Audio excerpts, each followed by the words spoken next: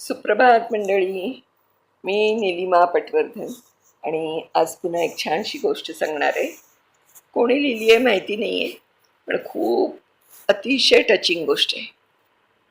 सुरू करते. तो रोज येऊन 3 तास बसायचा, पण माझ्या कॅफेतील सर्वात स्वस्त पदार्थ म्हणजे ब्लॅक कॉफी मागवायचा. नंतर जेव्हा त्याचं येणं बंद झालं तेव्हा त्याची मुलगी आली एकदा. त्याची गोष्ट. मी शिवाजी पार्कच्या कोपऱ्यावर एक छोटंसं कॅफे चालवतो. फार नाही म्हणजे आलिशान असं, पण काही छोटीशी लाकडी टेबल्स, उबदार प्रकाश आणि नेटकं. थोडक्यात अगदी पूर्वीच्या इराणी हॉटेल्सचं प्रचिती देणारं, एका कुटुंबासारखंच असणारं. नियमित ग्राहक, बरेचसे रोज हजेरी लावतात असं एक ठिकाण. म्हणूनच तो पहिल्यांदा आत आला तेव्हा माझं लक्ष त्याच्याकडे गेलं. वयस्कर, बहुधा 70च्या उत्तरार्धात असावा. माझं व्यक्तीच्या दिसण्यावरून केलेलं वयाचं भाकीत सहसा चुकत नाही. थोडं विरलेलं जॅकेट, जुने आणि काहीसे झिजलेले बूट, आपल्या संद्रीत असलेला असा तो. अत्यंत संथ पण काहीशी डौलदार चाल. एका दृष्टिक्षेपात मी हेरलेलं हे त्याचं व्यक्तिमत्व. त्याने मेनू बदला सर्वात स्वस्त पदार्थ मागवला. एक छोटा मग तो कॉफी मागवायचा, ब्लॅक कॉफी.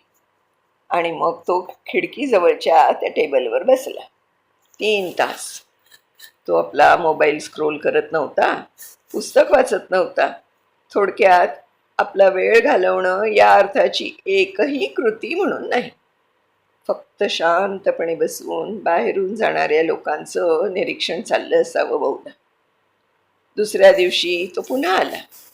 तीच कॉफी, तेच टेबल, तसेच 3 तास, आणि तो येतच राहिला. आठवड्याच्या शेवटी इतर ग्राहकांची कुजबूज सुरू झाली. हा उगाच जागा का अडवतोय, फक्त एक कॉफी तर घेतो, तर एवढा वेळ का बसावं? काही उद्योग असेल असं नाही वाटत? काही घरदार आहे की नाही, की बायकोच्या जाचातून सुटण्याची ही युक्ती? पण याच्यात काहीतरी वेगळं नक्कीच होतं. तो जाताना नेहमी मनापासून आभार मानून जायचा, आणि महत्वाचं म्हणजे आपलं टेबल स्वतःहून स्वच्छ करूनही. आणि हो, आठवणीनं थोडीशीच चिल्लर पण टीप म्हणून ठेवायचा. मला जाणवलं होतं की ती एक कॉफी सुद्धा त्याच्या बजेटवर भारी असावी. पण तरीही, की म्हणूनच मी त्याला बसू देत असे. एक दिवस मी त्याला कॉफी बरोबर एक बिस्किट सुद्धा दिलं. माझ्याकडे कृतज्ञतापूर्वक दृष्टिक्षेप टाकत तो म्हणाला, पण मी त्याला पुढे बोलूच दिलं नाही. हे ऑन द हाऊस आहे, मी म्हटलं. त्याने आदरपूर्वक मान हलवली. धन्यवाद, तो म्हणाला. पुढच्या आठवड्यात मी त्याला एक गार्लिक ब्रेड दिला. कधी कधी अमूलचा छोटा कप आईस्क्रीमही. त्याने मात्र कधीही त्या एका कॉफीशिवाय काहीही मागितलं नाही, की कधी कसली तक्रारही केली नाही. हां, धन्यवाद मात्र आवर्जून देत असे. तो फक्त शांतपणे बसायचा, जणू माझं कॅफे त्याच्यासाठी अत्यंत सुरक्षित जागा होती. कालांतराने मला त्याचं नाव कळलं, अरविंद. त्याची पत्नी 2 वर्षांपूर्वी निधन पावल्याचंही त्याने सांगितलं. मला आता त्या शांत घरात करमत नाहीसं झालंय. इथे आल्यावर कसं अवतीभोवती सतत वर्दळ जाणवते, जिवंतपणा जाणवतो. हे त्याचं वाक्य कायम माझ्या मनात रुंजी घालत राहिलं. तो खाण्यासाठी किंवा कॉफीसाठी येतच नव्हता. कॉफी केवळ निमित्त होतं. तो येत होता इथल्या काहीशा कौटुंबिक वातावरणासाठी, संवादासाठी आणि कदाचित सततच्या मर्यादित लगबगीसाठी, एकटं वाटण्यापासूनच्या सुटकेसाठी. मग एक दिवस तो आलाच नाही. मी स्वतःशीच म्हटलं, आजारी असेल बहुतेक. दुसऱ्या दिवशी नाही आला. 1 आठवडा गेला, मग 2. नंतर बहुधा दररोज दुपारी 2:15च्या सुमारास त्याच्या नेहमी यायच्या वेळेस माझी नजर न कळत दरवाजाकडे वळू लागली. काहीशा काळजीने. सुमारे 1 महिन्यानंतर साधारण माझ्याच वयाची एक महिला कॅफेत आली. काहीशा शोधक नजरेनं कॅफेवर नजर टाकून माझ्याकडे पाहून मला म्हणाली, तुम्हीच मालक ना? मी मान डोलावली. अरविंद, माझे वडील इथे येत असत. माझ्या मनात नको ती शंका आली.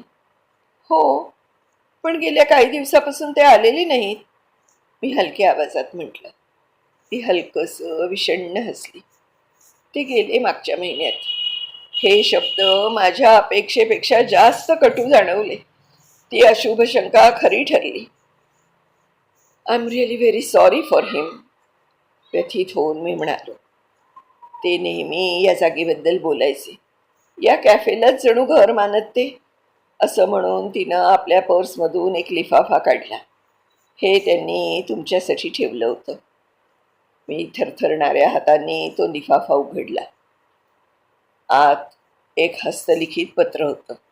त्यात लिहिलं होतं, मुला, कॅफे मालक न म्हणता असं म्हणणं तुला कदाचित उद्धटपणाचं वाटेल, पण तुला कल्पना नाही आहे. इथे मला कॉफीपेक्षा खूप काही मिळालं. घरी मी आणि माझी पत्नी आम्ही दोघंच होतो. ती गेल्यानंतर जीवनाचं जणू ओझं वाटू लागलं होतं. पण माझ्या मुलीवर भार होईल असं मला काहीही करायचं नव्हतं. तिला माझं एकटेपण जाणवू द्यायचं नव्हतं. तुझ्या कॅफेमुळे मला पुन्हा जगण्याचं एक कारण मिळालं. ती बिस्किटं, तो गार्लिक ब्रेड, ते छोटे आईस्क्रीमचे कप. मला कळत होतं की हे योगायोग नव्हते. तू मला जाणून घेतलंस.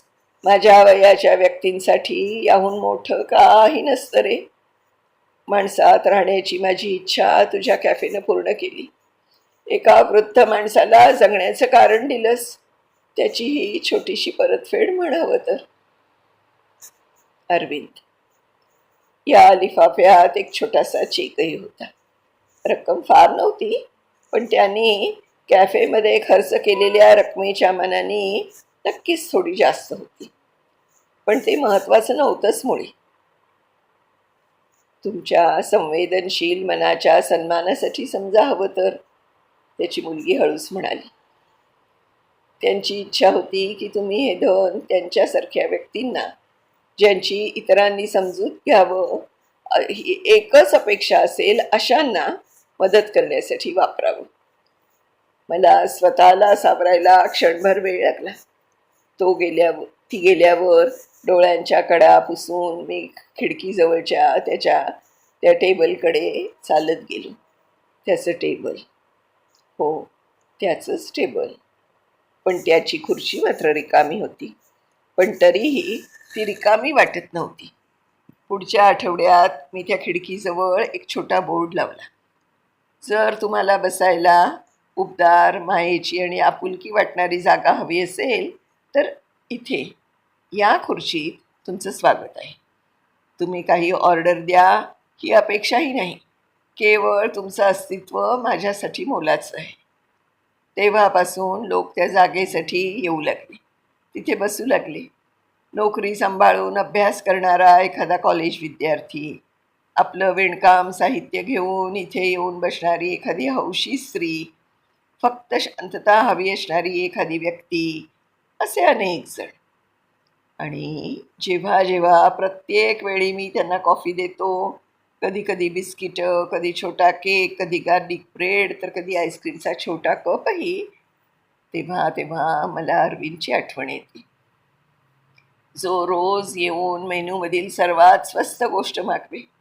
काहींना वाटे तू जागा अडवतोय, पण खरं तर त्यांनी मला एक साधं तत्त्व शिकवलं. कधी कधी आपण दुसऱ्याला देऊ शकतो अशी सर्वात अमूल्य चीज म्हणजे अन्न नाही, तर एकाकी न वाटण्याची हमी. आज मागे वळून पाहताना एक जाणवतं. कधी कधी एखादा सर्वात शांत ग्राहकच सर्वात परिणामकारक धडा शिकवून जातो. मंडळी, खूप छान पोस्ट आहे ना. मला तर मनाला अगदी खूप ती भावली. खरंच आपण अशा व्यक्तींना असं जर आपुलकीचं थोडंसं वातावरण दिलं तर किती छान वाटतं ना त्यांना. पुन्हा अशाच एखाद्या छानशा गोष्टीसह भेटणार आहोत लवकरच. तोपर्यंत मी निलिमा पटवर्धन आपली रजा घेते. धन्यवाद.